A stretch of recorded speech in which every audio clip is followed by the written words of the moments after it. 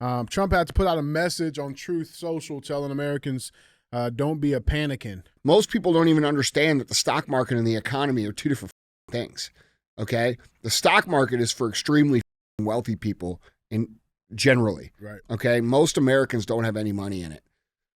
The economy of this country is not dictated necessarily by the stock market, okay? The regular people out here who, are trying to afford food and take care of their family, the prices of those items are going to be way less.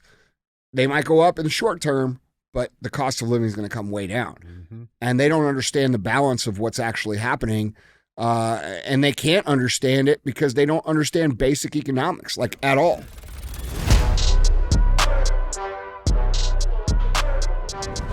Do we need to do an intro? Or we can just start? Hey, listen. Yeah. You say start. Start. All right, rolling. Yeah. All right. Greetings. What's going on? Nothing. Hey. What's up? Yeah. Here we are. It's the infamous CTI. Again. Yeah. We always seem to find ourselves in the same spot at the same time. Mm-hmm. It's like clockwork. It's serendipitous. Mm. Yes. I've been working on my vocabulary. I don't even know what that means. I'm aware. Serendipitous. Let me look that up real quick. That's a new one. Serendipitous. Serendipity? Oh, that's a movie. Yeah. I'll check it out later. Yeah. Yeah, I'm sure you will. Fucking movie. He watches Bridgerton. Yeah, man. What's going on? Nothing. Before we get started, don't forget to pay the fee. The fee is very simple. We share the show around here. All right? So don't be a hoe. And share the show. All right. What's happening? Dude, we got a lot. Yeah? We got a lot. It's an interesting Monday out here. Yeah? Block is hot. That's what I heard. Yeah, block is hot. Yeah. It's a lot of stuff going on. I wanted to give you a little update on something. Okay. Before we get to our headlines, of course. You remember that Michelle Obama podcast thing? Yeah. Yeah. It's over, huh? So it's been a few weeks since we've talked about it. Yeah, did they quit yet? They're about to. They're about to. Michelle Obama humiliated amid dismal ratings for podcasts she launched with great fanfare. So her new podcast with her brother, Craig Robinson, has failed to meet expectations after it launched with great fanfare in early March. The new media venture titled IMO, or In My Opinion, with Michelle Obama and Craig Robinson, follows a sibling duo as they give advice, discuss current events, and interview a variety of special guests. So currently, they have it listed at 34th. It's ranked number 34 on Spotify, which I don't know, man. I don't think so. Her YouTube, it went from 19,000. She's up at 67,000 right now. Yeah. So she hasn't completely bought all of her engagement, I guess. Video she posted 3 weeks ago only has 21,000 views. YouTube's hard. I mean, it's an animal to fucking battle. Yeah, sure. I mean, look, a lot of these dudes that get millions of views, they're either buying their views or they've been doing it for a decade. Yeah, right. Right. And if they've only done it for 3 weeks. It doesn't matter who you are. Yeah. Just because you're Michelle Obama doesn't guarantee success.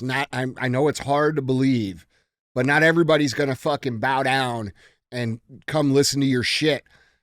I mean, real talk, like, people don't want to be chastised and talked down to in terms of like what kind of pieces of shit they are and how they're the problem, what these people consistently do, or hear your,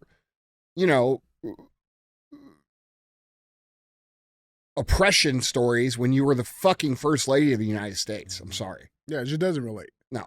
Doesn't relate. These people are tone deaf, and they've been propped up for many, many years by a bought and paid for media that, makes it appear as if people are more important and more powerful than what they actually are. This is smoke and mirrors. It's always been that way. They were getting high off their own supply. That's right. And, we've seen this, okay? The proof is there. We have all these bot networks that have, gone across social media and propped these people up, giving them tons and tons of traffic and comments that seem legit, that aren't legit. You know, you go to their comments, you click on the person and they got 4 posts or, you know, no posts or, you know, it's just, there's technology to do all of that shit. And these people have the access to it. And they've been using social media as a weapon of persuasion and cultural direction to their own benefit for a long time. And people have finally figured it out. They figured out that, you know, companies like Fox and CNN and all these big networks are accepting funds and expected to run certain narratives a certain way at the direction of certain people for the benefit of people like her. And it's bullshit. And so what we're seeing here is the reality of how popular these people actually are. Yeah, 100%, dude. It's just crazy. But speaking of trans women, did you see that 2 trans... Huh? Nothing. Speaking of... Well, I got to restart now. Speaking of trans women, did you see 2 trans players face off at Women's Pool Championship after defeating female competition? I heard about this, yeah. Oh, cue balls, man. Yeah, bro. Cue the balls. Yeah, well, it makes sense. Yeah, They're used to playing with a stick and balls. I heard they were pissed that there was. Yeah. They couldn't like beat an actual woman. Listen, it's reps. You know, the more reps you have in anything, the better you get. And if you grew up with the stick and balls, you're probably better with the stick and balls. That's it. You know, that's one of them. That's one of them. This is the other one. Oh, come on. Oh, it's real, ma'am. You have premature male balding. It's the biological things, man. You can't change that, dude. Listen, ask me how I know. All right, it's a real thing. Okay, and you got it, ma'am. These are the same people that will post, you know, nobody wants to date me because they're transphobe. No. You know what's crazy? You play pool, right? Not really. Yeah. I mean, I used to. Yeah. I play pool. One thing I like about the game of pool, bro, is like, doesn't matter where you go, an 8-ball is always an 8-ball.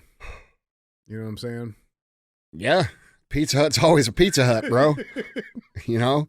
I get it. I get it, man. Why don't they do like I don't dude. I don't know. I don't care. This one might be a little convincing. I mean, that looks like it could be a woman. Right. Like, I mean, just like a very, you know, it looks like a fucking beer lady. You know, it's like a woman that drinks at the bar every weekend or every day. Yep. Oh man. Yeah, man. It is what it is. These people are mentally ill. They're fucked up. It's insane that people go along with it. And, you know, the only reason they're like this is because, dude, they can't get attention any other way. Mm-hmm. So they get to be in a protected class. They get special privileges. You know, and once those special privileges in that protected class dissolves itself, we'll see a lot of these people, you know, go figure out other ways to get attention. That's my opinion. Yeah. Yeah, man. Well, let's get into our cruise. Yeah. Let's do the cruise. Guys, if you want to see any of these pictures, articles, links, videos, go to andyfrisella.com. You guys can check them all out there, or check the link in the description. I love that Michelle Obama's having to eat it like dude, that, she's bro. Eating it bad. You know what I'm saying? Like, you should be embarrassed. You know, you trot around trying to act like you're the biggest shit ever and that you know the best, and you get on stage and chastise everybody and tell everybody how racist this country is when you were the fucking first lady of the country. And you're worth millions and millions and millions of dollars. Like, it's insane shit, dude. No one cares about your opinion.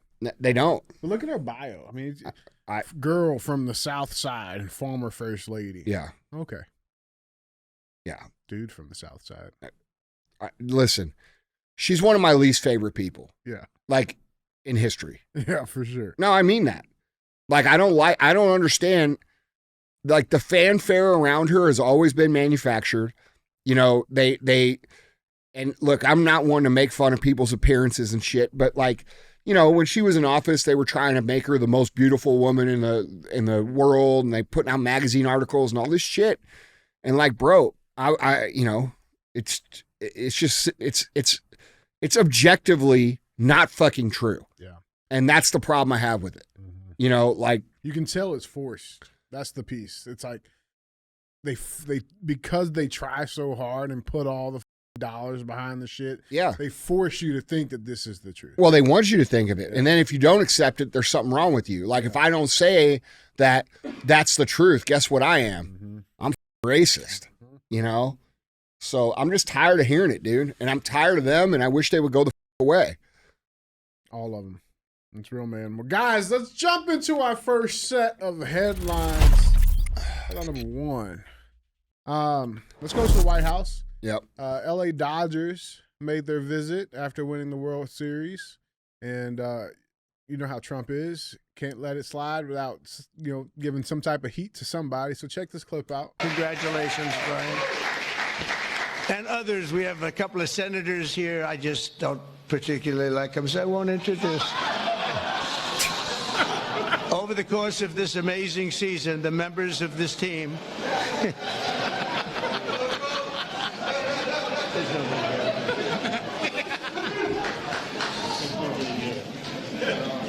I didn't think it was that big a deal, actually. Washington. Over the course of this amazing season, the members of this team gave us some of the most... Yeah. Who's the guy on the right laughing his ass off? I don't know, bro. They thought it was fucking... Imagine being the senator. He's fucking skipping out on it. I mean, at least he tells the truth. That's true, man. But you can't... listen, that's just Trump fashion, man. The type of dude rolls. I'm cool. I think it's funny. I'm cool with it. But let's get to some more pressing matters also going around in D.C. right now. They're calling this Bloodbath Monday. Oh, really? Stock markets aren't doing too well. Dow is down 2,200 points. $6.4 trillion is wiped out in a 2-day bloodbath. And we got China declaring a trade war over the Trump tariffs. So the Dow is down 2,200 points from when? Time that was April 4th. Oh. Because it's down 349 as of right now. 349? Today. Yeah. It's gone up a little bit. And but like they were calling yesterday, it's going to be the worst day in the history of the stock market and blah, blah, blah, blah, blah. Well, there's been some weird stuff with that too. And we got some proof on that. But yeah, this was from April 3rd to April 4th. It dropped quite a bit. Trump had to put out a message on Truth Social telling Americans, don't be a panicking. Saying, quote, the United States has a chance to do something that should have been done decades ago. Don't be weak. Don't be stupid. Don't be a panicking. A new party based on weak and stupid people. The president wrote on Truth Social half an hour before Wall Street opened for trading. He says, quote, be strong, courageous, and patient, and greatness will be the result. So, that's decent advice. You know what I'm saying? Because, everybody else kind of panicking out right now. Well, who was panicking? Right. The billionaires. Well, and the senators that invested. It's interesting how we have, to pay attention to who's actually driving that narrative. And, it's CNN, it's MSNBC, it's, these big networks that are driving this information as hard as they can. And it's interesting because people will be quick to say that everything else that they say is bullshit and against our interests and all these things, but somehow this is in our interests. Right. Most people don't even understand that the stock market and the economy are two different things. Okay? The stock market is for extremely fucking wealthy people generally. Right. Okay? Most Americans don't have any money in it. The economy of this country is not dictated necessarily by the stock market. Okay? The regular people out here who, are trying to afford food and take care of their family, the prices of those items are going to be way less.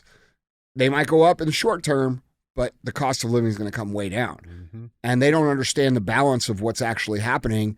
And they can't understand it because they don't understand basic economics, at all. Well, Go ahead. Well, I think that's another byproduct, too, of the stock market. Like you said, most of Americans don't, we're not actively involved in stock trading or anything like that. I think this is also going to open up a massive opportunity for sure, for people to get involved. Yeah, why do you think Warren Buffett has so much cash on hand right now? Right. He's going to let the market go down. He's going to rebuy when it's low, and he's going to make a bunch more money. That's how it works. Yeah, I know. But dude, what's fucking frustrating to me is all these people saying all this shit that can't even tell you what a tariff is, and they can't even tell you why we would have them or what would happen. They're just Bro, I see very smart people who are, obviously not as smart as I thought, but talking about this as if they think it's the end of the world. And it's like, dude, what are you talking about? Yeah, they're idiots. They're idiots. But I mean, to your point too, you talk about like who's actually pushing this information out. I wanted to bring in this profile from Twitter real quick called the Kobisi Letter. They tweeted out, this was today, they just tweeted out, what just happened? At 10:10 a.m. Eastern Time, rumors emerged that the White House was considering a 90-day tariff pause. At 10:15 a.m., CNBC reported that Trump is considering a 90-day pause on tariffs for all countries except for China. By 10:18 a.m., the S&P 500 had added over $3 trillion in market cap from its low. At 10:25 a.m., reports emerged that the White House was unaware of Trump considering a 90-day pause. At 10:26, CNBC reports that the 90-day tariff pause headlines were incorrect. 10:34, White House officially called it off, saying it was fake news. By 10:40, the S&P erased $2.5 trillion of market cap from its high, just 22 minutes prior to raising it. Which means it was still up $500 billion. There's definitely some manipulation going on. It's very obvious who the fuck is doing it. Why, I don't know. But here's the point that I want to bring up real quick. Let you jump in on this, because people tend to forget just not too long ago the state of the economy and the state of everything and how everything was going on. And I got some headlines here from not, like I said, not too long ago. When is a recession not a recession? When Joe Biden says it isn't. Or here, how about this? Majority of Americans wrongly believe U.S. is in recession, and most blame Biden. Or, Biden ran up insane bills before he left the White House. Here's how Trump plans to pay them down. Or this one, this is my favorite. Bidenomics is starting to transform America. Why has no one noticed? Because it didn't fucking work. Yeah, because it's not true. It's not true, man. Yeah. It's not true. Now, the real numbers, like you said, the economy is separate from the fucking stock market. Well, and here's the truth for you. Trump's policies crush inflation per blockchain-based inflation index, proving media and experts wrong yet again. I mean, here's the true graph of inflation. We're down, right? Let's talk about the tariffs, because that's another interesting thing that's happening right now. I'm not sure if you guys saw this. The EU, they offers Trump removal of all industrial tariffs. Let's check this out. We stand ready to negotiate with the United States. Indeed, we have offered 0 tariffs for industrial goods, as we have successfully done with many other trading partners, because Europe is always ready for a good deal. So we keep it on the table. But we are also prepared to respond through countermeasures and defend our interests. Like you have any leverage, lady. Right. Okay, let's be real. The United States is the biggest consumer base in the world by a lot. All right. None of these people have any leverage. And the reason that we were involved in all of these unfair trade policies has to do with what we've talked about on this show for many, many years, which is the third worldization of this country. They wanted to outsource manufacturing. They wanted to remove manufacturing and self-dependence and independence from the United States. That's why Biden shut down the Keystone Pipeline, and we started doing all of these things. They wanted to make the country as weak as possible.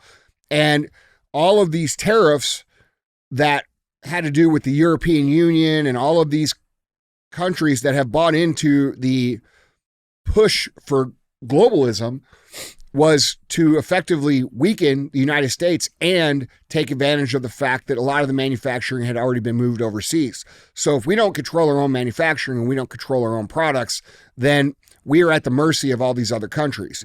And Trump understands that because Trump's not a fucking idiot. Now, he may say things you don't like. He may do things you don't like. But at the end of the day, the guy understands how to run a business, and the country is just that. It's a huge business. And our previous government officials up until this point, and he's right when he says should have been done decades ago, because if any of these people were acting in our own self-interest, they wouldn't have allowed those tariffs to exist. Why would we give someone 0%, import, which we don't charge them anything, but then when we go there, we're paying a 20%. That doesn't make sense. And the only sense that it makes is that they want to weaken our economy and make us more dependent so that it's easier to control. And we bring the level of the United States down to everybody else's level, which creates a want from the citizens to unify globally to create, a globalist, which is communist conglomerate of nations. And these people have failed. Okay. It's not going to work. Manufacturing is going to come back here, and we are going to be in control of our own shit, and we aren't going to be dependent on all these people. A lot of the pain that we felt over the last 2 decades in this country has to do with our own leaders selling us out to this idea of globalization.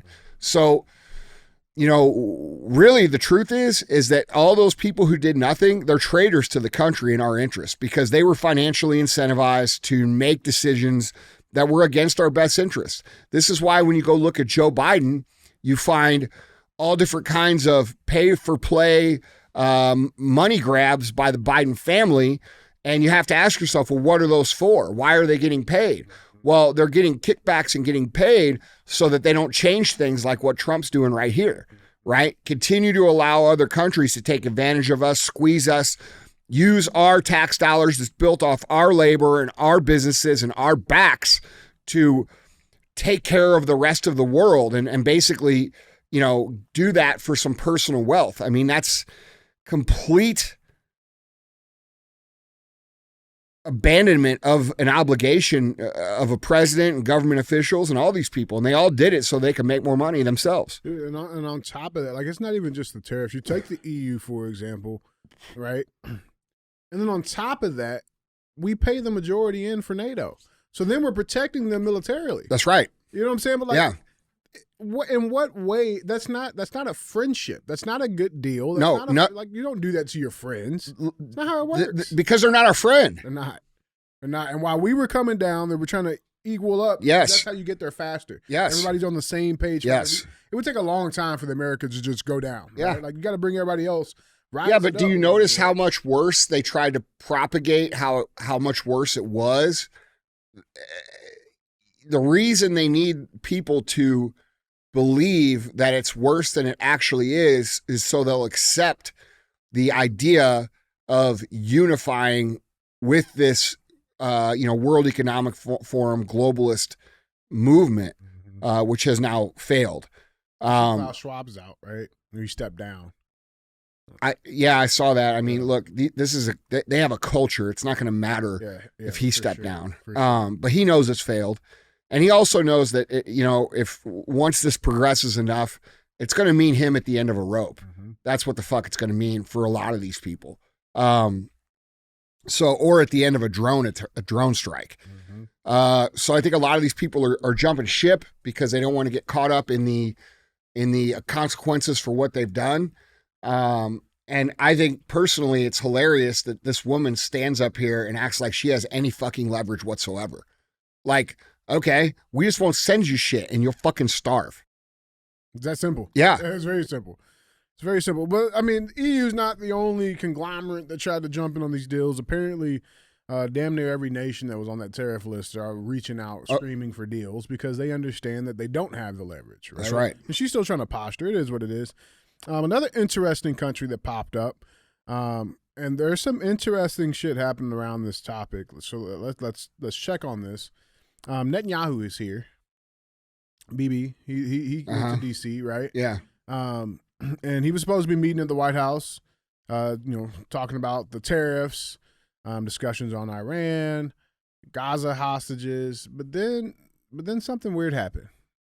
They were supposed to be doing some joint press conferences and all of that stuff. You remember he did that with Zelensky the last time, and then they all got canceled. Yeah, check this out. Into CNN, the White House has canceled today's press conference with President Trump and Israeli Prime Minister Benjamin Netanyahu. This is a really big change. Let's go to Jeff Zeleny, who's at the White House. Jeff, are they explaining why? At this hour, they are not explaining why. The press conference was scheduled to take place at about 2:30 Eastern time with President Trump and Prime Minister Netanyahu. It would have been their second formal press conference back. There was one in February and one this afternoon was on the schedule. It's been on the schedule for several days, but the change here, the White House officials are saying that they will still potentially take questions in the Oval Office in a more informal setting, but that formal press conference in the East Room of the White House, which has been set up for this, has now been canceled. That's interesting. That is interesting. What do you think? Dude, listen, I don't know what to think based off of precedents. Like I said, the last time this happened, it was with Zelensky, and he gave all the fucking food away to the staffers. You know what I'm saying? Like, and the rumor on the fucking street was that Zelensky got kicked out. You know what I'm saying? This was after the Zelensky talked to, Trump kind of crazy, right? This has the same markings. I don't know. I'm waiting on my people to get back to me. But it is interesting because at the same time all of this is going on, let's go over to NBC real quick, because Israel's having some explaining to do on the global stage. Not sure if you saw this. Israeli military walks back account of Gaza medical workers' killings after video appears to contradict its version. So this was a story. I mean, we've seen it. We didn't really follow it too much. At least I didn't. But last month, apparently, the Israeli military killed 15 paramedics and emergency workers in southern Gaza last month. And they said that, they were terrorists that was in there. They pulled up with their lights off and, it was suspicious. And now there's a video, of this. The Israel Defense Forces initially said soldiers opened fire on vehicles as they approached its position suspiciously without headlights or emergency signals. It said 9 Hamas and Islamic Jihad militants were killed in the incident. However, NBC News reviewed video recovered from the phone of one of the paramedics killed, and in it, an ambulance can be seen with its lights on and its emergency lights flashing when soldiers opened fire. The vehicle was also marked with the Palestinian Red Crescent Society's insignia. Lights on 2 other vehicles can also be seen flashing. And so now, since that video has come out, the Israeli military walked back its version of events after the video of the shooting emerged. On Saturday, a spokesperson said in a news briefing that the initial report received from the field had not described any lights, but that it appeared that the individual who gave the initial account was mistaken. Just a mistake. The IDF spokesperson said investigators were still looking at operational information to try to determine whether and why an error had been made, according to a transcript of the briefing. The spokesperson refused to comment when asked why the IDF had initially described the vehicles as moving suspiciously. So, I mean, dude, it's there is some weird stuff happening with that. I don't know. You got any thoughts, theories on that? I mean, look, dude, like we've said a number of times here, the Israeli decision makers are warmongers, and they are genociding an entire group of people. And we have people like that fat dude from last week. Randy Fine. Yeah, bragging about it. And we see this all over. We see these pro-Israel people showing, no restraint, no mercy, no empathy, no care for anybody being killed, whether they're innocent or not. And there's videos all over the internet of people who have far different accounts of what's actually going on than what the IDF and Israel's reporting. And, at the end of the day, I don't think they can be trusted. And what people here fail to realize is that the rest of the world doesn't like Israel. Mm-hmm. You know what I'm saying? We're the only country that's out here being like, oh, they're our greatest ally and this and that. That's not fucking true. Yeah. Okay. Now, they might have strategic land that allows us to have some sort of forward operation presence in the Middle East. That doesn't mean that they're our closest ally. You know, at the end of the day, dude,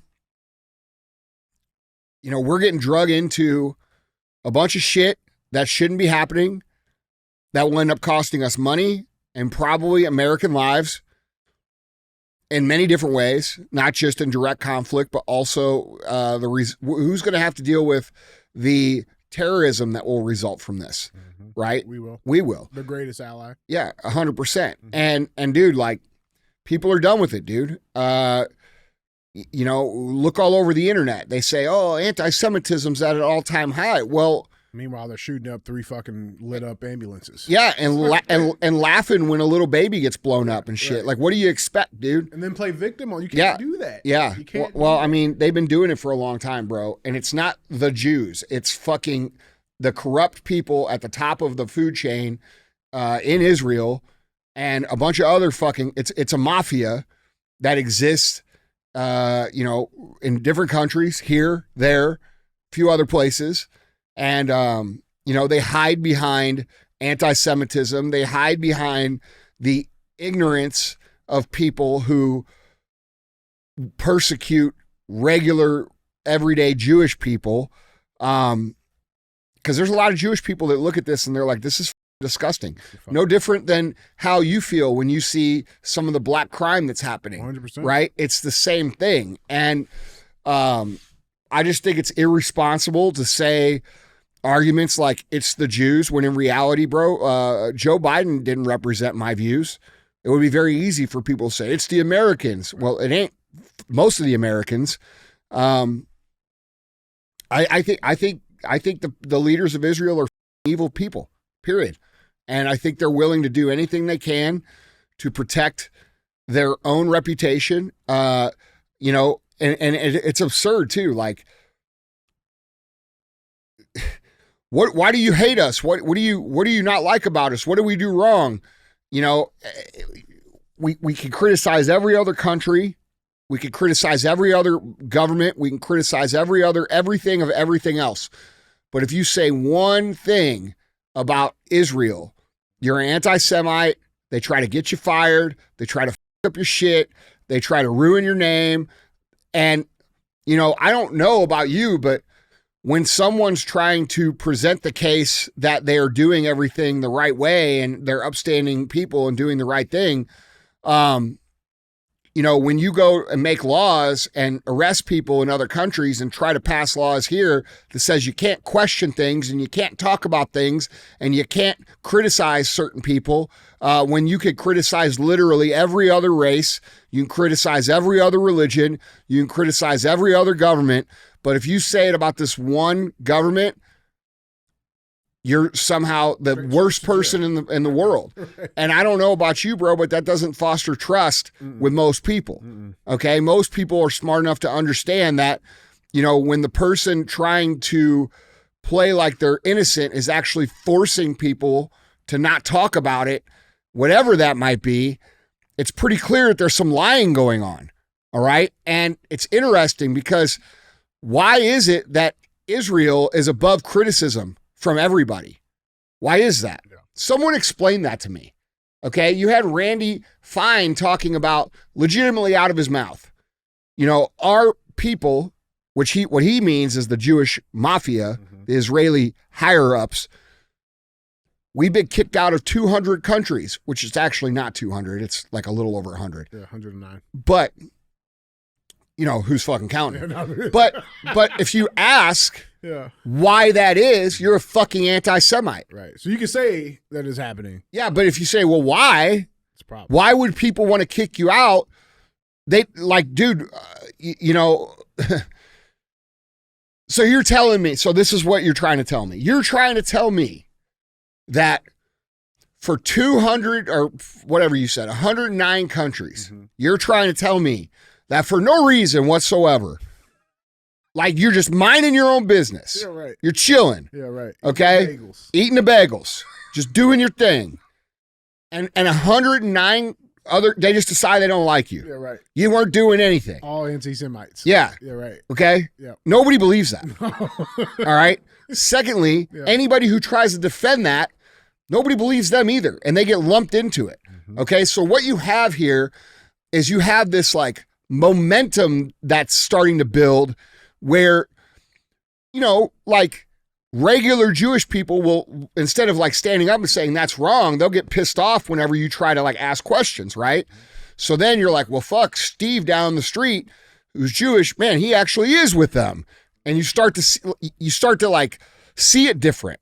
Does that make sense? 100%. And that's what's happening, dude. Like no reasonable person looks at what they do and says, oh, they're just picked on for no reason. Like, bro, there has to be reasons. Okay, what are they? And then when you talk about those, you know, you get anti-Semite of the year on the ADL website or whatever, right? So I got fired from 109 jobs. It's all their faults. It might be me. It might be me. That's all I'm saying. Listen, this is no different. This is no different than you getting fired from 109 jobs and then saying it's because all of them are racist. Yeah, all the jobs were racist. Bro. Yeah. They just didn't like black people. That's what it was. It had to be. And so, like, dude, with the awareness and the transparency that we have from the internet now, you know, this isn't 25 years ago. This is now. And 25 years ago, there wasn't as much available information. And, you know, you could squash things very easily with a narrative, but now you can't. With one news cycle. Yeah. So it's absurd. And the more they push and the more they try to lock down people's voices and the more they pressure, the more resistance they're going to create for themselves. It's crazy. Last little piece on this tariff thing, because China is now in the conversation 100%. Trump threatens to add 50% tariffs on China if retaliatory tariffs not dropped. President Donald Trump warned Monday that he would impose additional tariffs on China of 50% if Beijing does not withdraw the 34% tariffs it announced against the United States last week. So China unveiled the measures in response to Trump's Liberation Day. We covered that on the last CTI. And they responded. China issued a retaliatory tariff of 34% on top of their already record-setting tariffs, right? So they charge us 67%. They just added 34% to that. And so, you know, Trump said that, hey, play ball or don't. Pick your poison. Which I think he should have just went straight to a fucking 100. But they have until tomorrow to get the shit to fix, and we'll see. Yeah, here's the thing. With all these other countries, you can certainly just say, fuck you, what are you going to do? Mm-hmm. All right? The problem with China that makes it different from all the other countries is not just the amount of people they have, but it's also the fact that they do so much manufacturing for American companies at the moment. And this is a big problem and why manufacturing needs to happen here. So at any given time, China can say, we're done making product for you. Mm-hmm. Okay? They can also decide to not honor patents or intellectual property that they manufacture for American companies. And they can just say, fuck it.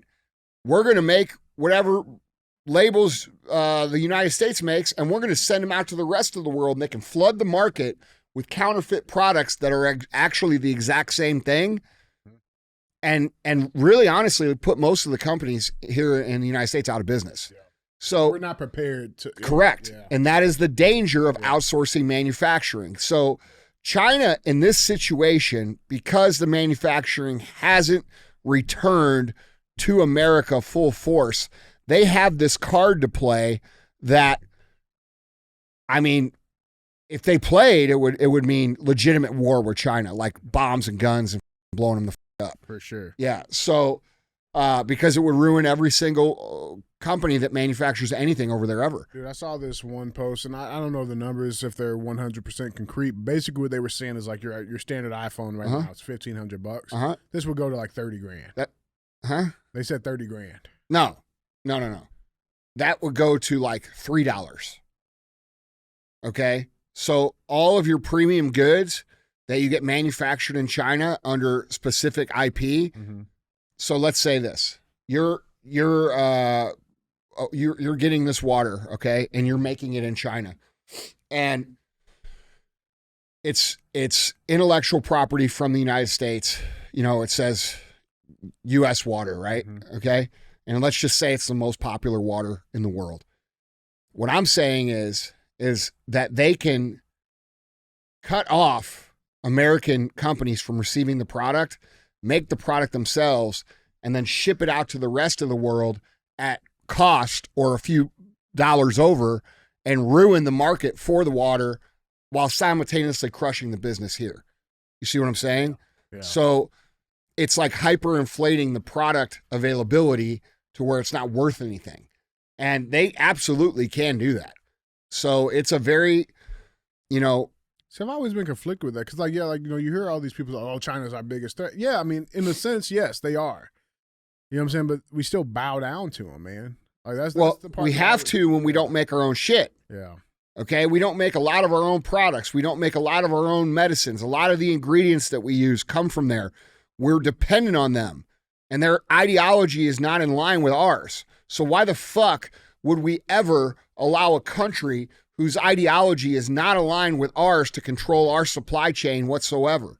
It should be illegal that any products are made in China. But instead, we have shipped our manufacturing over there, and you have to wonder why. Why is that? You think that the people who did that didn't understand what they were doing? No, they knew what they were doing. They sold us out for money that went to their own families. That's how a lot of these people come in worth nothing and leave worth $100 million. They're not just taking money from our taxes and, funneling it back in PAC donations. They're accepting straight up payments through many different methods from countries like China. So these people are legitimately traitors to us who we elect to represent us, and then they work in the interest of China for their own personal wealth. And this is something that's been happening for a long time. Any leader, any intelligent human being would understand that for us to be secure, strategically secure, we have to manufacture our own goods and services here in this country. And when was the last time you heard any president talking about bringing all of that here? It's not been in your lifetime. In my lifetime. That's right. So they have intentionally, what I'm trying to get to here is that they have intentionally weakened the country for their own personal wealth. They knew what they were doing. And we're in this window right now where China could really fuck us up if the cards are played wrong. Now, after the manufacturing comes back here, they won't have that card to play anymore. Does that make sense? Yeah, 100%. 100%. So, yeah, man, dude, it's a scary, volatile situation, man. Guys, jump in on this conversation. Let us know what you guys think down in the comments. With that being said, let's go cruise some of these comments. Got some good ones for you. Yeah, I got some good ones. This first comment comes from at JJK9275. Don't be a boner, share the phoner. Okay. Hey, I think the call-in show was cool. Dude, people loved it. They seem to be liking it. Dr. J. Mike loved it. This new format and call-in sessions are fucking fire. Yeah. Yeah. How do they submit for the show? Yeah, guys, link in the description below. You guys can fill out that. We'll get your question submissions on that. You can still email in to askandy@andyfrisella.com. Leave your phone number. You can also drop a question on the Q&A episodes. They'll just be read like normal. Yeah, a lot of people are hitting me up today like, how do I get my... Well, if you listen to the show, I'll tell you. Yeah. Have a good question. Yeah. That's it, yeah. That's the best way to get on the show. Yeah, people love it. But you did get a little clapback, though. Oh, yeah? This comment's from at Becca Love, 1964. She said, the most offensive part of this podcast is that Andy hasn't seen The Lion King. Okay. Well, why would I? I don't have kids. I don't need kids to see The Lion King, Andy. It's a cartoon. Yeah, it's a good one. You would actually, the live version is pretty good too. Like The live version. The live animation, they did. What do you call it? Live action. What do you mean? It's a live action animation. Like they're actors? No, but like the drawing, it looks like some AI shit because like how realistic it looks. You would like that version. I don't fuck with none of that shit, bro. Yeah. I'm trying to make money. I get that. You should watch The Lion King. Yeah, I'm trying to run businesses. I don't care. I don't have fun. Fun's for fucking losers. All right. Yeah. Okay. Listen. Mhm. That's how serious I am. Yeah, right. No fun. That's no fun. Fucking Lion King, get the fuck out of here. All right. Well, one more. Digital Pocket Change 736 said, until Andy watches The Lion King, he can't say one word about DJ not watching American Classics. Sure I can. I can say whatever I want. It's my show. Yeah. I can say whatever I The want. Lion King's a good movie, bro. Is it? It's a good movie. You should watch. You would like it. I think you would like it. I think we should watch it together. Let's have a movie marathon. I couldn't watch The Where we Lion just King. live stream us watching movies. No. People will probably watch People that. watch that. Yeah. People watch it. Yeah. I fall asleep a couple of times. You know what I'm saying? We can eat some popcorn. You like corn? I do. You know what I'm I saying? like corn drinks. Yeah, I think it'd be fun. Yeah. I think it'd be fun. You know, Busch beer's made from corn. Yeah. That's why you want to fight everybody when you drink it. It taps into that internal ancestral range. Kyle. That's right. Yeah, man. All right, man. We'll see. Guys, let us know if you want a Andy and DJ movie-thon. I don't want that. I think you would want Depends on who gets to pick the movies. I think we both submit like 2 options, and we have to watch it whatever the options are. I think that's fair. I never said I was doing this. I don't know what you're talking about. Listen, dude, we take one fucking nice little Sunday. You know what I'm saying? Bro, listen, I already told you. Popcorn, some PJs. You got a bomb-ass movie theater down there. I already told you, bro. You know? I don't do fun. No fun. Guys, we appreciate you for being real-ass fans. Let's keep the cruise cruising. Let's go to headline number 2. Let's talk about our Americans. Huh? Let's talk about our fellow Americans. Okay. Okay, just a little bit. Yeah. Thousands of protesters gather for hands-off rallies across the country. It was a lot of people. Hands off of what? Their penises. Well, they cut them off anyway. What are we talking? Hands off. Hands off. This sounds like hands up. It does. Is this not a fucking Soros-funded? Oh, for sure. Organized rally? For sure. Yeah, I mean, sure. it's they got similar name. Mm-hmm. You know, similar people. You know, similar arm hair. Bro, have you watched? I hope you got some videos of some of these people being interviewed. Oh, I got some videos. Okay, because I got some videos. There's some fucking rocket scientists. Oh, that's for sure. That's for sure. Yeah, thousands of protesters gathered for various so-called hands-off rallies throughout the United States to protest President Donald Trump and Elon Musk. A video posted to Twitter by ABC News showed thousands of protesters who had flooded the streets in Boston, Massachusetts as part of a hands-off rally. Breitbart News' Sean Morin previously reported protesters were slated to gather across the nation on Saturday for the hands-off rallies to tell Trump and Musk to take their hands off people's health care, Social Security, civil rights, and their freedom and education. So let's check a couple of these clips. What before we get into this, What is he doing? What are they doing to health care and Social Security and civil rights? Yeah, to my knowledge. And freedom and education. To my knowledge, nothing. Nothing dangerous or bad. Yeah, I mean, they signed an executive order to delete the Department of Education, which has produced the worst decline in education quality in any modern civilization ever over the last 40 years. That doesn't sound like a bad idea to me. I mean, these people probably would want that, though. You know what I'm saying? Well, I mean, sense. Yeah. I mean, what are we talking about here? What are we talking about? The civil rights thing I couldn't get. None of it makes sense. Yeah, no. I mean, none of it. But, I mean, dude, these were some massive crowds. We got to give it to them. Let's check a couple of these clips out. Here's a live look at Boston, Massachusetts now as we check back in on one of our top stories, anti-Trump protests taking place across the country today after a tumultuous week, to say the least. On Wall Street and the economy. We want to point out, just a few minutes ago, we did show you a protest. We said it was Boston. It was not Boston. It was an unrelated protest. But what you are looking at right now is Boston, and I'm from there. I can recognize this. This is the plaza right outside of City Hall in downtown. That is a shit ton of people. Uh-huh. That's a shit ton of people. New York City.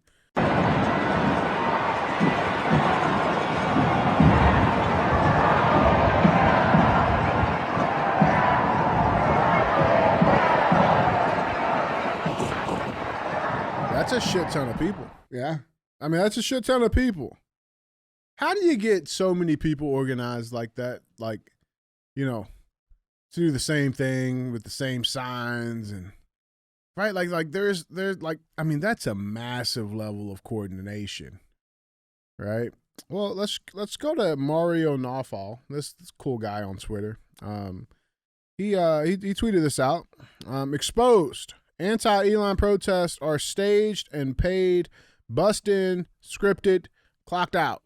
The anti-Elon, anti-Doge, anti-Trump protest in D.C. So specifically, we're going to go to D.C. here. They aren't grassroots. They are payroll-driven theater. Buses rolled in, packed with hired protesters, pre-made signs handed out assembly line style, scripts distributed to keep messaging on brand. Protesters all left at once, just like a shift change. Protests are organized AstroTurf, NGO-backed, donor-funded, and fake as their outrage. It's a union of grifters and bureaucrats trying to stop Elon from cutting off their taxpayer gravy train. Let's check a couple of these clips out. So me and Gabe took about a 30-minute break, and we went back to the hotel to recharge. When we come back, and this place is dead. Take a look. Like, not a single protester in sight. And just 20 to 30 minutes ago, it was completely packed with protesters. So, one of two things. Either A, they were paid and their time was gone, you know, they're off work, they get to go. Or B, they're literally just a cult and they all left at once. Like, it's one of the two options. You tell me. Well, it's a mix. It's paid agitator protesters bust in. You know, I sent you that video last night of the guy dancing. Mm-hmm. Okay, so there's this video I sent DJ of this guy at a music festival, and he's like, he goes up and he starts dancing on his own. And then over the course of about 2 minutes, there's like hundreds of people dancing with him. Mm-hmm. And the reason I sent that to you was because that's how these protests happen. Okay, they get enough people there to make it seem like a crowd who are all paid, and then they count on the rest of the people joining in. Yeah, man. I mean, look, it is what it is at this point. Yeah. And there's some interviews of these people. They don't even know why they're there. They can't even answer you. They're pulling out scripts. Yeah. They have to pull out scripts. Yeah. But these are some more clips of people coming and going. Check this out.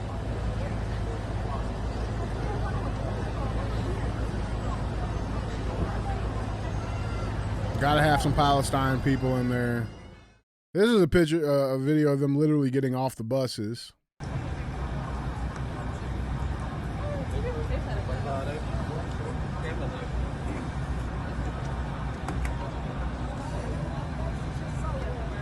bus is underneath. They all got signs that are getting handed out. Now, here's my thing. That bus, I mean, you can see the information on that bus. I mean, it wouldn't take a rocket scientist to look that up and see where it came from. And, Yeah. you know, who ordered that bus, who paid for it, right? Like, it wouldn't take a whole lot to get that. But we don't even have to because they're straight up telling us. Now deleted webpage published by the organization offered to pay groups up to $200 per person to stage the protest against Tesla and Elon. We talked about this a few times. It's one of these NGOs called Indivisible. Right, literally had the payment link form on their fucking website. So you register your group. Let's say it's 10 of you. Cool, $200 a piece. Come to this protest. They're paid. Yeah. Which is also would understand or make sense and explain why everybody was gone after the payroll was up. You know what I'm saying? But to your point, these people are not smart. They're idiots. Let's check this guy out. And what brings you out here today? What doesn't?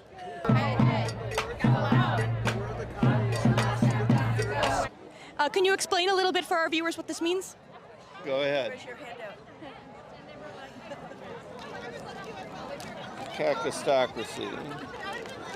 Government by the least suitable or competent citizens of a state. Seems to fit, doesn't it? These people, yeah. They have no idea what they're even protesting, dude. What are we not? Like, it's so crazy, man. It's so crazy. But these people, we've shown some violence before. We talked about it. All of the violence that they say that, we're going to be doing, we're not the ones really doing it. I want to go, because I actually follow this girl on Instagram. She has a really, really awesome account named Savannah. I don't know if have you seen this fucking clip, bro? Where she gets punched in the face? Dude. Yeah. Yeah, New York City because woman, the person that she's interviewing has no education and doesn't even know what they're arguing about. Zero morals, right. Zero anything. New York City woman who decked pro-life activist claims she was provoked into violence. That's what they all say. Yeah, she made her punch her in the right. face. Yeah, for sure. The woman who socked a pro-lifer reporter in the face during the filmed interview offered an apology Saturday, but claimed her antagonistic victim goaded her into violence. Let's check this clip out. It's very obstructed, and I think that you just don't understand the magnitude of having a child. Yeah, well, I'm not the one who admitted they would be okay with killing babies in foster care and killing children that have been abused. That's not the point. What I'm saying. That's really. Seems reasonable. Listen, these people are creating their own backlash that just hasn't happened yet. It just hasn't happened. People are fucking sick of that shit. Okay? They're sick of being told that they're the violent ones. They're sick of being told that they're going to go on a domestic terrorism list. They're sick of being told. And these people have never faced accountability for fucking anything. Mm-mm. Okay? And that's why we're seeing behavior like this. And then she plays victim. She went to Facebook. Of course. So the lady's name is Brianna Rivers. She went to Facebook saying, to Savannah, I sincerely apologize, but cannot sit around and allow you to continue pushing this one-sided narrative. I understand hands being put on someone is never the answer, but throwing rocks and hiding hands is worse. She knows the truth, and she needs to release the footage in its entirety. Savannah is a professional antagonist, not a reporter, and the truth will be told. Which is funny, because Brianna approached Savannah. There was the whole video out there. Yeah, she did release the whole video. Yeah. And guess what happens after that, bro? It's classic victim bullshit. Yeah. Help Brianna Rivers find legal protection. She started a GoFundMe for herself. Of course. Yeah, already raised $1,100. Yeah, of course. She's the victim. Saying that she was asked to partake in an interview to a pro-life advocate. And our initial interaction was genuine and friendly until I stood in support of Planned Parenthood services. So she's doing this, saying that she's received death threats. She's being cyberbullied. Her comments are not very nice. And body shape. Listen, dude. You deserve it. You deserve it. Yeah, you deserve it. And you deserve more. You physically assaulted somebody for no fucking reason. And this is the shit that y'all claim everybody does to you, which nobody ever does. We don't ever see videos of it going the other way. We always see videos of that side of things doing this kind of shit and getting away with it. Mm-hmm. And things are changed now. Dude, I just wish we could get back to a time where victims were actually victims, right? And not this aggressor being the victim bullshit that we're constantly seeing, because it's not even just like this. I mean, I know you guys have seen it. We'll touch on it shortly, but dude, that case down in fucking Texas at the track meet, bro. Uh-huh. That dude who stabbed that dude, these are kids, one, right?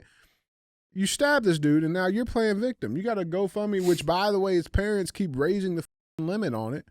It went from $50K to $100K to $150K. Now it's at $200,000. Can we just get back to victims actually being the victims here? That'd be nice. That'd be nice to see. Instead of playing this like, whoa, it's me bullshit, bro. Like, no, you fucking killed a kid, dude. I don't get it. I do. When you hold certain people, mainly Democrats and left-leaning people of any race, sexuality, gender, who fall on that side, the laws have not applied to those people for the longest time. And there's clearly a double standard about where the laws apply and when they don't. And then you throw in a culture that, you know, is openly racist towards white people, openly racist towards white people. That's the truth. Okay. And that's not most black people, but there is an element of black culture, which is not small, which is allowed to be openly discriminatory and racist towards white people. It's been that way my whole life. You can say whatever the fuck you want about white people, but if you say the same shit about black people, you're a racist and you should lose your job and this and that and this. And, you know, we can't observe simple things like crime statistics or crime data without being called racist, which is interesting because to solve the problem, it has to be addressed. And so who's actually racist? The people who are wanting us to avoid noticing the actual data so that we can correct it, and which allows, you know, inner city black people to suffer the consequences of an abnormally violent and zero accountability society. You know, it seems to me that the racist position there is to act like there's not a problem and allow it to continue. You know, and 100%. Yeah, and the real non-racist people are willing to say, hey, here's a problem. Here's the data that supports that problem. Let's fix it. How do we fix it? Mm-hmm. And that is the non-racist take. But it's interesting because that's the inverse of how you what you get called and how it's labeled in society. And let's be real, dude. For the last number of years, you know, black crime has had very little accountability at all. We have inner city prosecuting attorneys that's the most racist piece about it completely, dude. Like, I mean, your tax dollars is going for some dude, some organization to send your tax dollars to go pay for people to get in these positions who intentionally release violent criminals, violent offenders back into the community and say they care so much about you, but they're letting you be in fucking pillage and murdered and raped and killed. Yeah, listen, all over your cities. You think everyday everyday black citizen, black American wants to deal with their own people being criminals and shit, bro? We hear from these people all the time. They're fucking embarrassed by it. They're like, bro, it's not all black people. I hope you understand that. Yes, we all understand that. But at the end of the day, there is a fucking huge double standard. You are allowed to say anything you want about it's the same thing that we have with the Israel thing, but with black people. It's a different segment now. They can criticize and say and do anything just about with no repercussions, right? You could say anything about white people. You're not a racist. If a white person is to say, hey, there seems to be a problem over here with black youth and crime, you're a racist, right? Like, there's just all sorts of double standards, and we have to ask why those double standards exist. And the reason that those double standards exist is not for the benefit of black culture. If we really wanted to benefit black culture and black people in this country, we would say, here's the fucking problem, here's the reality of the problem, and here's what needs to happen to fix it. But that we're not allowed to do that because even identifying the problem is quote unquote racist. Right. So, you know, until people come to the reality of what the truth is and what the facts are, this is going to continue. And, you know, bro, real talk, I've seen more anti-white racism out of this one scenario than I've seen. Sick. Yeah, than I've seen. It's sick, dude. Maybe ever. Dude, it's sick. Like, look, bro, you know, I saw a video where a guy was saying, what right does that kid have to tell him to move? Well, it doesn't fucking matter. The amount of that doesn't give someone the right to stab someone in the heart. Right. There's no marks on this kid's face. It's not like they got in a fist fight and it happened in the heat of the moment. Right. Like, I don't see self-defense. He felt disrespected and acted out as if, you know, what they're told to do in their culture by rap, by fucking. And by the way, who's putting out, and I like rap, but I'm also old enough and intelligent enough to know that you don't run around doing the shit they talk about. Yeah. Okay. Yeah. But at the end of the day, who's propagating those messages to the black youth? Who's pumping that? Who's making the money from it? Right. Who Those are the questions to ask. Right. Okay. Because we have a situation here where, you know, and furthermore, beyond this specific discussion, people are failing to realize that this division is being created intentionally. Okay, they're trying to create another George Floyd type situation because when people choose a side such as race or socioeconomics, poor versus rich, or sexuality, you know, gay versus straight, or political affiliation, left versus right, that all works in their favor. Okay, because when we're fighting amongst ourselves and we are passionately arguing about things that matter to us, right? It bothers me that a black kid stabbed a white kid in the heart. That's not good. That should bother everybody. It should also bother people equally as much when a black kid stabs another black kid, right? Which clearly it doesn't, because that nobody talks about it. And it happens. What happened there in Frisco happens in Chicago 40 times a fucking week. But nobody says shit. Don't talk about okay? Why? Because it's not good for the divisive narrative that they want to sell us so that they can continue to steal and take advantage of and pillage and oppress all of us while we're busy arguing over things like this. Here's the reality of this. This was wrong. It was horrible. That young man that lost his life is over. I don't think people are like desensitized to it. Like, he's dead. Okay. He's not going to grow up and have a family. He's not going to have story. His family's going to have to live with that their whole lives. And anybody arguing that he deserved it is a world-class piece of shit. And I don't give a who you are. Okay. And to be honest, the black community that's standing up and saying things that insinuate that, such as this man who, like the one video that really irritated me was, what right did he have to tell him to move? Okay, so that justifies stabbing someone in the heart? Dude, I saw somebody try to compare this, talking about, the fucking aggressor here to Rosa Parks. It's like, oh, so he's like, listen, it's no different than Rosa Parks. I'm like, no, Rosa didn't stab the bus driver, bro. Like, I think it's a little bit different. Listen, dude, I'll be real. You know how I'm seeing this, dude?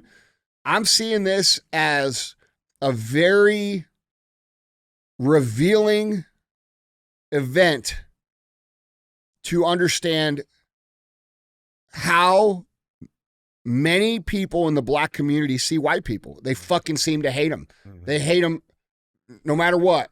For whatever, for no reason. And bro, I'm sorry, I just don't see that in white culture. I don't. Now, if you're a black person and you bought into that narrative that all white people are bad, you're not going to believe what I'm saying. But we don't have discussions, at least in my circles. And I don't know, I'm a pretty aggressive, by society's standard, advocate for no hypocrisy when it comes to racism, meaning that I am one of the people that will stand up and say, hey, this is bullshit. This is a double standard. I'm tired of white people being fucking criticized. I'm tired of white people being blamed. I'm very open about saying that because it's wrong. But at the end of the day, that doesn't make me some sort of racist where we sit around and talk about how fucked up black people are. That's not, right. That doesn't happen. And I'm one of the people who actually speaks that truth. Like, hey, we shouldn't have this at all on any way, any direction. And generally most people that stand up and say, hey, this overt racism towards white people is bullshit. This double standard towards white people is bullshit.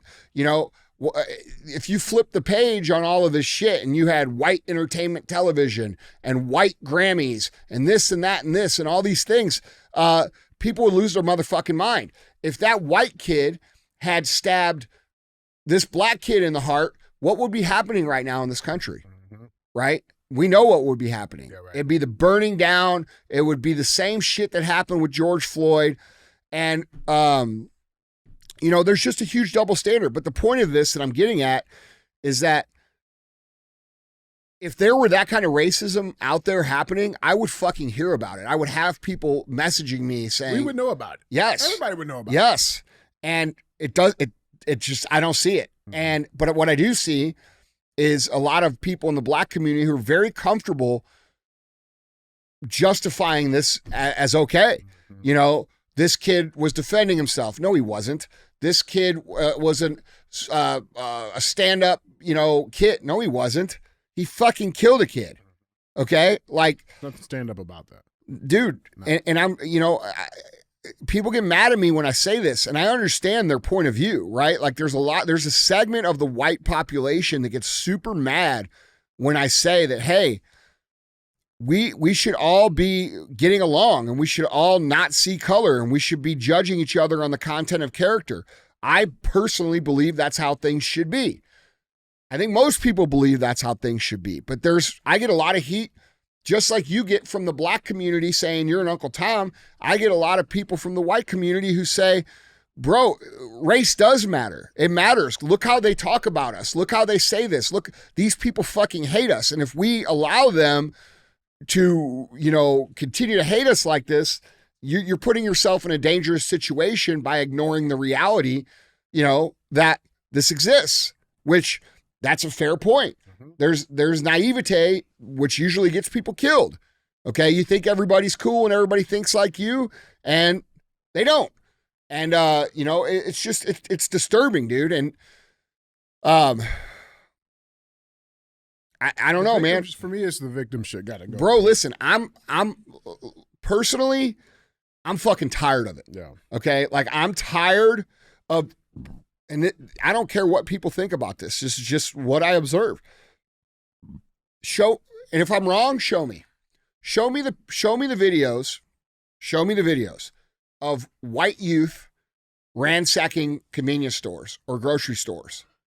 Show me the videos of these massive melees in public places amongst all white people. Mm-hmm. Show me the videos of groups of white people beating up a black person. When you could show me those videos, then we'll have a talk about reality. You can have a dialogue. Yes, yeah. But those things don't exist. And the videos the other way around, do you agree or disagree, are plentiful. Not hard to find. Okay, so we have to assess what reality is.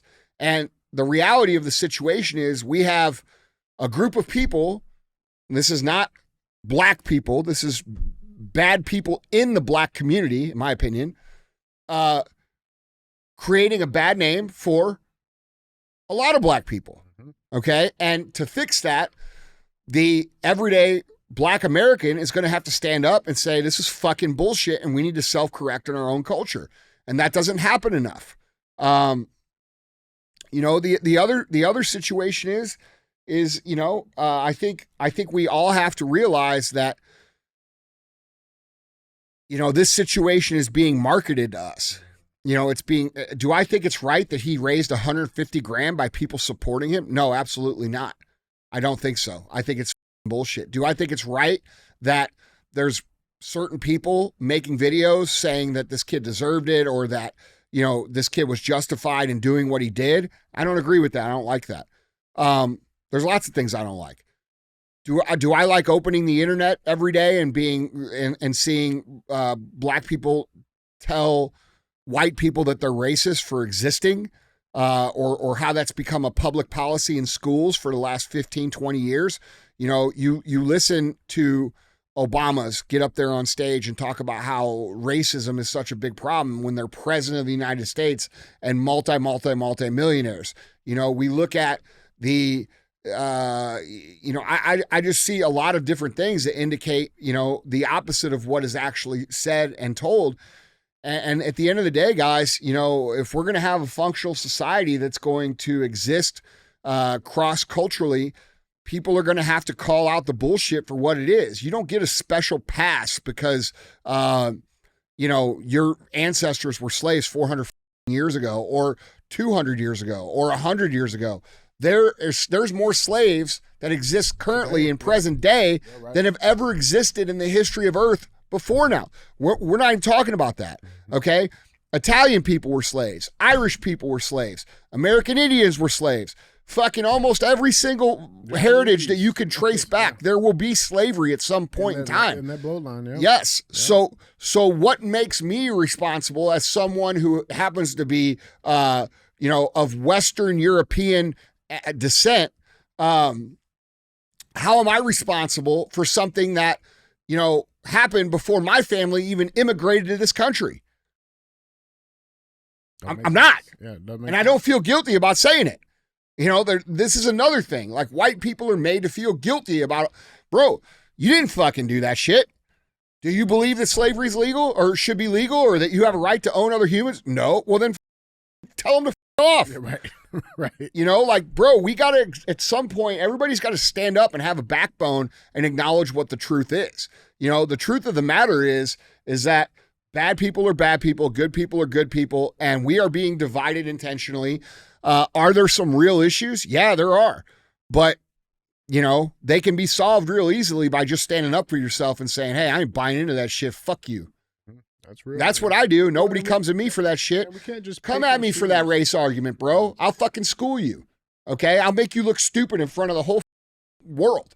That's the thing. And we can't pick and choose what's an important conversation to have. You know what I'm saying? Well, what an important problem is. Oh, we're going to talk about problems. Let's talk about all of them. What happens to a toddler when they have a toy that they really like and they've grown accustomed to, and you fucking take it away from them? Oh, they lose their shit. What happened to this lady right here? Yeah, same thing. No, the exact same thing. Mm-hmm. Only her toy was her privilege to say and behave any way that she sees fit with zero repercussions. Mm-hmm. And when she was intellectually cornered and exposed for not knowing what the fuck she was talking about, what happened?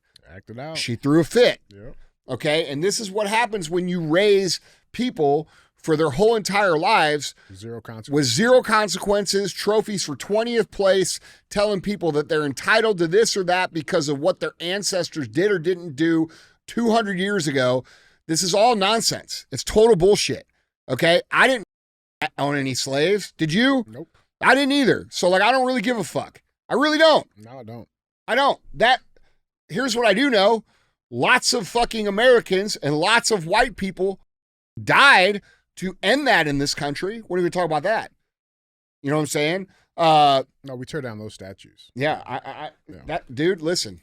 It is what it is, bro. And we need a cultural correction in this country to where people who are good on all sides of the equation, meaning good people of every race, good people of every religion, good people of every sexual orientation, call out the bad people in their fucking little segments. Mm-hmm. Okay? Like, if there's a video of a bunch of white motherfuckers beating up a black guy, I'll be the first one to say all of them belong in the wood chipper. Right? But that don't happen the other way around. Why is that? Why is it that we get to do GoFundMe's and shit on our end? Okay. Right, but I'm saying, bro, I don't, if a white group of people beat up a black kid or that white kid had stabbed that black kid, you know what I'd be saying right now? Fuck, dude, that kid deserves to go to jail forever or be in the wood chipper, like I like to say. It's the truth. Violence is violence. Bad things are bad things. Bad people are bad people. And the rest of the good people of all the different races and creeds and religions and nationalities and origins and fucking anything else have to call out their own people and say this is unacceptable. And until that changes, nothing's going to change. That's real, man. That's real. Guys, jump in on this conversation. I mean, what do you think? Oh, dude, listen, you know what I think, man. I know, but it's bullshit. Like, we got to do better, man. Well, what caused it? What's caused it? I mean, I think when you look at it, it's a lot of, like, I mean, we could talk about, he had a bad, okay, well, yeah, we could talk about all of that stuff. I'm over that. I don't give a fuck. It doesn't mean anything. Hey, listen. It doesn't mean anything.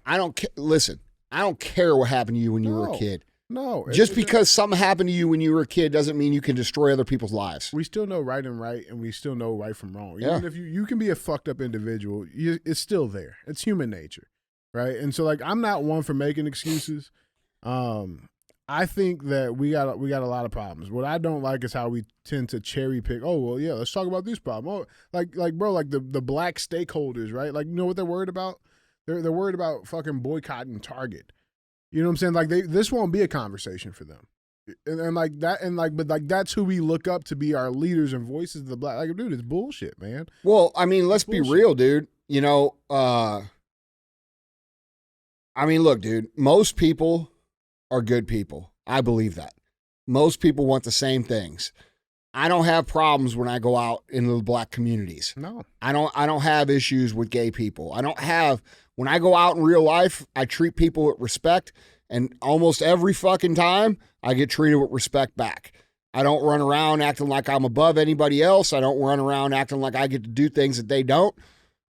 You know, and when I talk to people that come from different places than me or look different than me or raised different than me, usually we have a lot in common. Mm-hmm. Usually we want to find something. No, bro. Usually we have a lot in common.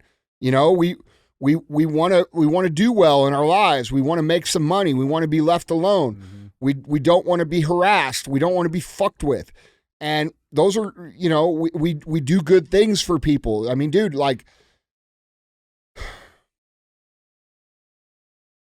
we gotta do better. Yeah, I don't know, man. I don't know the solution, but I know that pretending that there isn't a problem statistically with black violence in particular is racism in itself. Mm-hmm. Because if we don't address that that's an actual problem, then it only gets worse and worse and worse. And who does that hurt? That hurts black people. Mm-hmm. So, you know, and the same would be true if it were true about white people. There's things that white people do that black people don't that are problems. Mm-hmm. And if we pretended like those weren't issues, then it would just get worse and worse and worse. And so we have to be honest about the problems that we face if we ever want to fix them, and ignoring them and sticking the head in the sand and saying you're racist for pointing it out is actually the racism, in my opinion. 100%, man. Guys, jumping on this conversation, want to hear what you guys think down in the comments. Let us know, man. With that being said, we got one more set of headlines here for you. This is a quick one. Headline number 3. This is an interesting turn of events. Headline number 3 reads, Legacy Media, DC journos come around to investigating dim scandals years after conservatives sounded alarm. So this is basically just a recap of the Real AF show for the last 4.5 years. That's pretty much what this is. Everything's true. It all came out. Well, you know what? That's a big reason why they keep us off the fucking radar. Oh, for sure. Because, dude, if they put us out there in front of everybody, then everybody goes back and sees, oh, these guys have actually been spot on about shit. Spot fucking on. You know? And, and here we are, 4.5 years later. Now they're finally. I mean, look, bro, tell me a show. Mm-hmm. Tell me a show that has been more spot on than us and calling the shit out. Only one that comes close would be Alex Jones. I know. Alex Jones. Yeah. People don't listen to Alex Jones because they seen him on Rogan getting up and bro, the guy hadn't missed in 20 fucking years. And he's been doing it way longer than we have. That's right. For sure. Like, bro, and people love to say, first of all, you see him get in shape? Mm-hmm. He looks fucking great. But dude, he's loud and he's kind of obnoxious and kind of like me, some wild shit. Yeah, like me. Mm-hmm. Like, but people don't recognize him, because of certain other things that he's maybe overstepped on, right? He's done a couple things that were oversteps. Potentially. Yeah, I mean, yeah. I mean, that's the truth. Yeah, right, right. But at the end of the day, bro. Nobody else. We've been ahead of everybody. Way ahead. And, but now it's true because, Legacy Media says it's true. Of course. Well, and I think that's a problem with the conservative and middle of the aisle people, because they'll criticize the media, right? They'll say things like, I can't believe they're not talking about this, or I can't believe this or that, or and then once they report on it, they're like, oh, see, it must be true. It's like, bro, you're validating them after you just said that they're liars. Right. So what difference does it make if they say it or not say it? You get what I'm saying? Yeah. So it's like weird how people think, and they're like, these people are so corrupt. I can't believe they're not doing anything about this. It's like, well, that's a paradox. Like that's a fucking, right. You know what I'm saying? Like, it's never in. You just said right. that they're not credible and they're corrupt, and then the second thing out of your mouth is, I can't believe they're not doing anything. Mm-hmm. which one is it? Yeah, right. You know? You got to shit a shower there. Yeah. But it is interesting. Let's dive into some of the things that have come around. So specifically, this is New York Times, which has been the biggest, I guess, violator of truth, in my opinion. Let's dive into this a little bit. Legacy media and longtime politics reporters are increasingly reporting on scandals that rock the Democrat Party ahead of the November election, shining additional light on political issues that Republicans had long spotlighted and railed against. Quote, a full 4.5 years after the Post bombshell series on Hunter Biden's influence peddling schemes, the New York Times has deigned to take an interest in the former First Son's corruption. The New York Post editorial board wrote in a piece last week slamming the New York Times for reporting on Biden corruption allegations years after the outlets and other outlets had already uncovered reported details. Quote, we'd say the Times' willingness to at long last cover this comes better late than never, but it only published the story now that it doesn't remotely matter anymore, the editorial board continued. The New York Times declared in an article published on Friday that former First Son Hunter Biden, quote, sought support from the State Department to aid his former employer, Ukrainian energy company Burisma, while his father served as vice president. Hunter Biden, allegedly leveraging his last name and father's political status in the U.S., has long been criticized by conservatives who have alleged that Hunter and his father engaged in influence peddling through Burisma. Hunter Biden was paid millions of dollars while serving on the board of Burisma after joining the company as legal counsel in the spring of 2014 before being elevated to board of directors later that year. And of course, Biden said, he had no involvement in the son's dealings. And that was right before he issued a sweeping 10-year pardon for the Oval Office, before leaving the Oval Office, where he protected Hunter Biden from any offenses that he has committed or may have committed since right before he joined the board. So, they got there. They also came out, New York Times ran a column last month claiming the scientific community badly misled the public. So not that they lied, not that New York Times lied and pushed bullshit. They were just misled. Badly misled. What's the difference between a lie and badly misled? Intentionality. I mean, yeah, I guess you're right. But they're trying. I mean, they don't want to admit to it. They're trying to admit to it without admitting to it. Yes, because if they admit to it, it's crimes against humanity. They're complicit. Yeah, they already are, bro. Lives. Yeah, they are. It's so crazy. The article headline was, "We were badly misled about the event that changed our lives." You mean when, you mean you didn't get any red flags when Fauci was on TV literally 3 days into it saying, we're never going back to normal. This is the new normal. Mm-hmm. You mean that didn't raise any red flags? Yeah, there was no red flags there. No. And the last little thing they also came out on was Biden's decline. You got longtime D.C. reporters Jonathan Allen and Amy Parney's fight inside the wildest battle for the White House. They investigate Biden's mental decline in the lead up to the general election, calling him a shell of himself. Like they're doing all of this stuff now. Now they want to do it. Now they want to admit, there was been some issues. We've been following him since 2020. It's pretty remarkable how they kept him very closed off. He was a shell of himself. When he entered the White House, he was so different from the man I covered as vice president, a guy who could hold court in the Naval Observatory with reporters until the wee hours. That's a lie. Biden was fucked up when he went into the fucking office. Mm-hmm. Everybody knows it. Everybody who has any sort of common sense and who isn't propagated to the point of just being a total NPC sheeple, all right, knew that COVID was fucked up. We recognized it when Fauci came out and said, we're never going back. This is the new normal. We recognized it when, effective therapeutics and doctors were coming out saying these things will treat that, and then they were losing their medical licenses. We recognized that when people like Rogan came out and said, hey, I used ivermectin, and then they filtered his face to make it seem like he was sick as fuck. Yeah. Okay. We recognized it when we had people who designed the PCR test who came out and said that it was ineffective for this kind of testing. And, by the way, what happened to him? Oh, yeah. Oh, he was dead. Unalive. Okay. And then we had all these doctors that came out and said, hey, Saraski, who came on the show, amongst others. Ben Tapper, who came on the show and said, hey, the PCR test doesn't work because of this and this and this. The cycle rate can be falsely tuned up to where it can detect a molecule that will not ever, the viral load of that molecule could never get a human being sick to create false positives.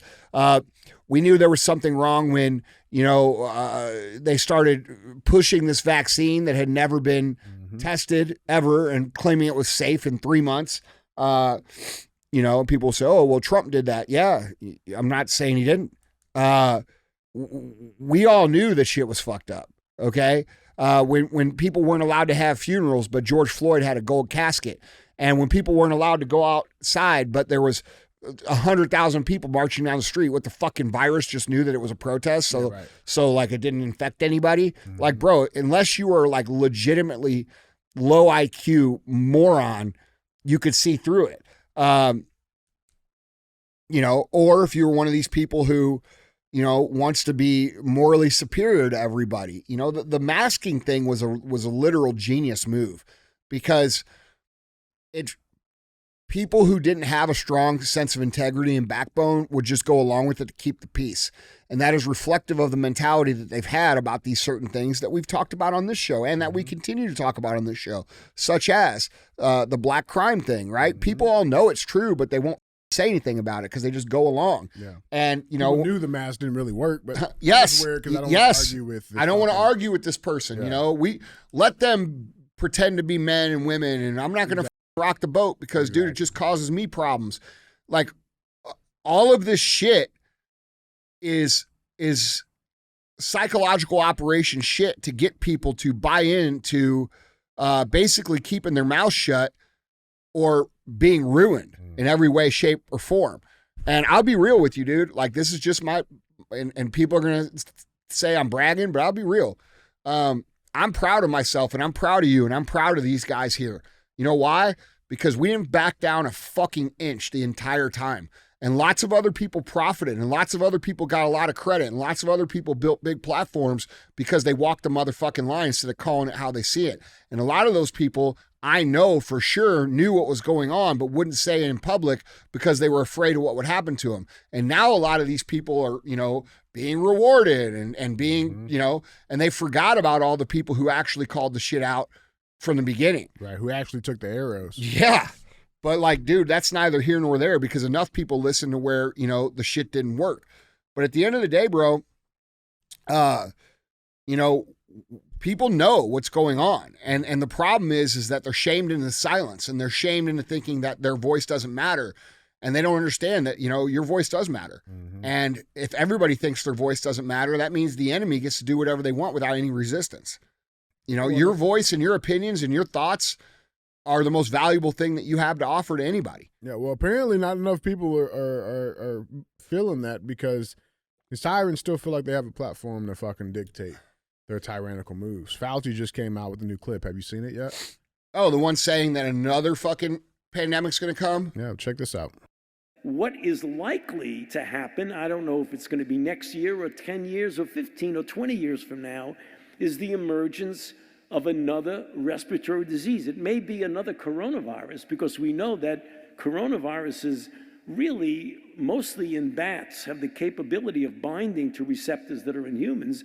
It could be another flu. We're dealing with H5N1 now, which is bird flu, which has taken the somewhat disturbing step of infecting mammals, namely cows and cats and other mammals, which means it's adapting itself more to a human. So my concern, Walter, is that whenever that happens, the next outbreak will be of a respiratory disease that's easily transmissible, that has a significant degree of morbidity. And we are making this a little bit more dangerous with the cuts and our attitude toward science? Oh, absolutely. Huh. Of course we are. Oh, yeah. Well, you didn't believe us the first time. Now we're going to release something that actually kills people. By the way, who said that? Oh, I think we said that like 4 years ago. The actual play for these people, if they listen, this is chess. We make a move, they make a move. We make a move, they make a move. To assume or believe that they already don't have the virus that he's speaking of ready to go would be total ignorance. All they have to do, and they're going to do it, because eventually this will be the play that puts them in a position of power again. Remember when they were wanting to put people in camps? Yeah. And you had Trudeau saying, what are we going to do with these people that won't take the vaccine? They're a menace to society. You had Leanne Wen on TV saying unvaccinated people don't have a place in society. You had New Zealand lady. Chicago mayor, Little Lightfoot. Beetlejuice. Yeah, right. You had all these people saying that unvaccinated people didn't have a place in society and we didn't know what to do with them. And then you had Australia putting people in camps, Canada building camps. And, you know, it was highly resisted by the citizenship, okay? So what's the next move? If you've just been embarrassed and you've just been called out and you've just been showed to be liars and now you have the world media calling you liars, what's the next move to regain power? Because that's all these people care about. Do it for real. The next move is to release the real virus and then blame all the motherfuckers out there that resisted the first time for everybody dying, and then remove those people forcefully from society permanently to create a non-resistance environment for whatever globalization that they want to have. And blame it on Trump. You guys wanted Doge. He cut all the shit, you know. I mean, look, dude. It's dangerous. These people, listen, these people are evil. And somebody up there in Washington needs to pull the trigger and pull their balls out of their fucking shorts and pull the trigger on getting all these people arrested and put away. Because this dude's a fucking legit psychopath. Okay? He did the thing with AIDS. He caused all kinds of death with AIDS. His animal research is the most brutal, disgusting research in the history of Earth. Okay? These guys in Nazi Germany have nothing on Fauci. Like, that's the real Dr. Death of modern history. Okay? And he's not a hero. And now people have figured it out. And so how do they regain their hero status? There's only one way, and it's to embarrass and show the other side to be not credible and then remove them. And that's going to be the next move, dude, if something's not done. Like, Trump, and they're already calling him a dictator anyway. You might as well just arrest all the motherfuckers that did all this shit and get rid of them. Go full brigade. Yeah, like, they're already calling you that, dude. Right. Like, what were you, let's fucking handle shit. But see, Trump's in a unique position because he refuses to get off his position with the vaccine. So, like, dude, it's really hard to know who's who and what's what. I don't trust anybody up there, to be completely honest. I trust Trump more than I trusted the people that were in there before. But until I see some real shit, I mean, that's up for debate, because we're not seeing the Epstein list. We haven't seen arrests. We haven't seen accountability for COVID. We haven't seen the things that they've been, promising. We haven't seen it. And that's no different than any other administration. They've come in and made promises they haven't kept.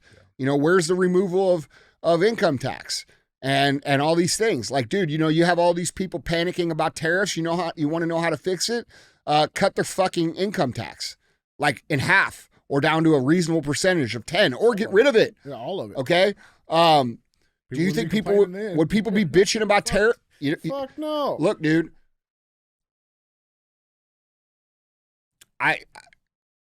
It's getting harder and harder to believe that any of these people are going to do anything in our interests. And we, as the citizens of this country, have a duty and an obligation to do what's best for this country. And doing what's best for a large group of people means pissing off some of the people. It's just reality. So, it's very dangerous with this Fauci dude and these people, the World Health Organization and the World Economic. Do you really think that these people don't have a virus ready to go with an antidote for them that can cure it? Do you like, people say, well, what do you think they're just going to unleash a virus that could kill them? Well, yeah, because they already have the fucking antidote for it. That was the reason for having the virus in the first place. Yeah. We got to create a cure for something that doesn't even exist yet. Right. Yeah, let's do it. Yeah. I mean, bro, listen, real talk, the truth of the matter is they've probably already done it. And unless some sort of swift action all at once takes place where these people are just pulled off the street all at one time, like noon on a fucking Monday, and they're all their communication is cut off at once and there's really no stopping it, because I'm sure they have like dead man switches and fail safes. And if this happens to so-and-so, do this. And so, the only way to stop it would be to arrest all of them literally at the same fucking time, on the same day, in an organized effort across the globe. Yeah. But, when's that happening? Right? There's no negotiating with these people. They're not going to give up. They're not going to just say, oh yeah, we're defeated. Like, let's just go home. That's not what they're going to do. They're going to back up. When was the last time you heard from Fauci? It's been a minute. Okay. It's been a minute. Now, that's what I'm saying. Now he's back out. Been a minute. Bro went hiding. I mean, no security detail. He went hiding. Now, all of a sudden, look, man, these claims again. Look, dude. It ain't right. It's hard for me to believe that something hasn't already happened to this dude because of how many people's families were just utterly obliterated because of it. Mm-hmm. Like if I'm him, like I'm not even showing my fucking face. No. And it kind of shows you his ego to even think that he can do that, So yeah, we'll see, man. Guys, you let us know what you guys think down in the comments. Let us know, man. Let us know. With that being said, let's get to the final segment of the show. As always, we got thumbs up or dumb as fuck. That's where we bring in a topic. We talk about it. Gets one of those two options. Talk about doing the right thing, right? Let's talk about it. Our thumbs up. We got to go to Florida. There's always something good coming out of Florida.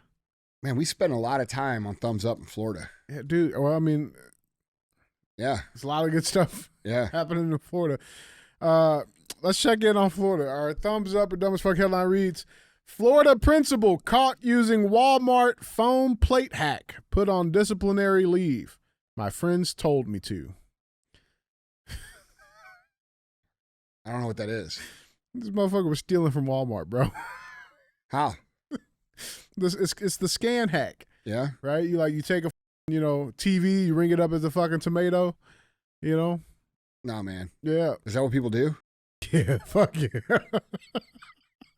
Hell yeah, man. This fucking principal got caught when he said my friends told me to do it. That was his excuse. Yeah. Every middle schooler is told just because your friend does something risky, it doesn't mean you should. Unfortunately, one middle school principal from Florida did not follow that age-old advice and was arrested after copying a friend's shoplifting hack. Gregory Lewis, principal at Bach Academy North in Polk County, was caught stealing $37.45 worth of goods from Walmart in Whitehaven on Saturday afternoon. During his arrest, Lewis admitted to the crime and said he thought he would try it out after his friends taught him how they shoplifted using the tactic. Quote, we sit around talking, hey, I did this. Let me try and see what I can get away with. Lewis is heard telling the police on the arrest footage, I did something dumb today and I understand it, he said regretfully. According to police, Lewis has been skip scanning, a common shoplifting method where customers scan cheaper items while sneaking more expensive items through. Walmart security observed him placing disposable foam plates between the pricier items while using a self-checkout. This method is similar to the banana trick used by shoplifters, where they scan a cheap item like the fruit, but take a more expensive item. So apparently he had a large pack of light bulbs, bacon, and frozen butterfly shrimp is what he did this for. Lewis admitted the skip scanning offense, according to the arrest affidavit. Lake Walsh Charter Schools has placed Lewis on leave pending a review, according to the interim superintendent, Alricky Smith. Fortunately, it's turning our profession into a sad situation. Retired Polk County teacher James Barker told the news. Here's the principal, man. Stupid ass. Dude. Throw away your whole fucking career for $37. Dude, that's what I'm saying. Like, I mean, you think you'd be doing all right. You know what I'm saying? You're a principal, man. You're doing all right. It's $37, bro. Oh, man. Is this a common thing that people do? I mean, listen, like, I mean, here, and this is the other piece of it too, right? Because, like, I mean, a lot of these large retailers complaining about that type of theft, but it's like, that's what happens when you replace humans to do that job. You know what I'm saying? You put these fucking scanners in. I'm not pro scanner. I'm pro people. You know what I'm saying? Have the people at the fucking checkouts, man. It takes the same amount of time. It's not quicker. What bothers me is that, like, you know, people think it's okay to steal from companies because they think that the companies don't feel it. Yeah, and then the prices go up, and then they're like, "Oh, the company's being greedy." Right. You stole shit for free. Right.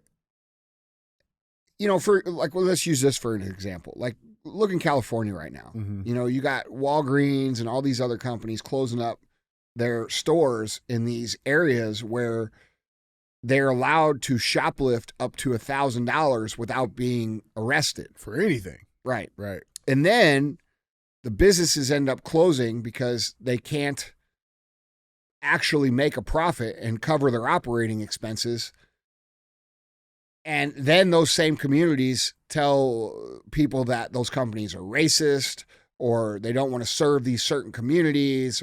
No, they don't want to serve those communities because it's impossible to make money. And while Walmart or Walgreens or other companies might be these huge, gigantic companies, they still look at their stores on a per store profit basis. So if I have a store in California that is getting robbed every single day and it's upside down, that drags all the other stores. Mm-hmm. Okay. So it would make sense for me to close it. It has nothing to do with racism or anything. It has to do with the behavior of the people in that neighborhood. Mm-hmm. And that's not discussed because, you know, if you bring it up, you're racist. This dude's stupid as fuck. Well, I mean, yep. Oh, man. And, you know, he's probably going to, you know, well, he'll probably keep his job. Probably. Yeah, he's on leave. He ain't been fired. Well, I mean, yeah. Look, man. What an idiot, man. Yeah. Pretty fucking stupid. Yeah. Thumbs down for that one, man. Yeah, I agree. At least, like, and my thing is, too, like, if you were going to steal some shit, like, do better than fucking bacon, light bulbs, and fucking shrimp, man. Like, put some TVs in there or something. I don't know. Like, man, like, you know what I'm saying? I mean, do a bike, something. I mean, how about this? How about just don't steal? Yeah, how about just don't steal? How about just, like, be a responsible human and set a good example? What kind of example is this guy setting around other kids? That's what I'm saying. You're the principal, bro. They don't care. Sad shit. People don't care, bro. Listen, when civilization starts to act like this and behave this way, it ends up crumbling. It's history. So I think we're in for a very rough ride because the culture has been so diluted. And yeah, I think there's going to be people that can turn it around and fix it. But there's going to be people that just completely... you know what? I don't know what's going to happen. It's just society seems to have lost its moral compass. And if we want the country to be good and we want the world to be good, we have to understand that it's made up of individuals and how you live and how you behave and how you carry yourself and the money that you produce, the ideas that you put into reality, the information you consume, all creates an end product in you that either is a representation of what we want this country to be or it's not. And it's not other people's job to live the standard of what we need here in the United States. It's your job.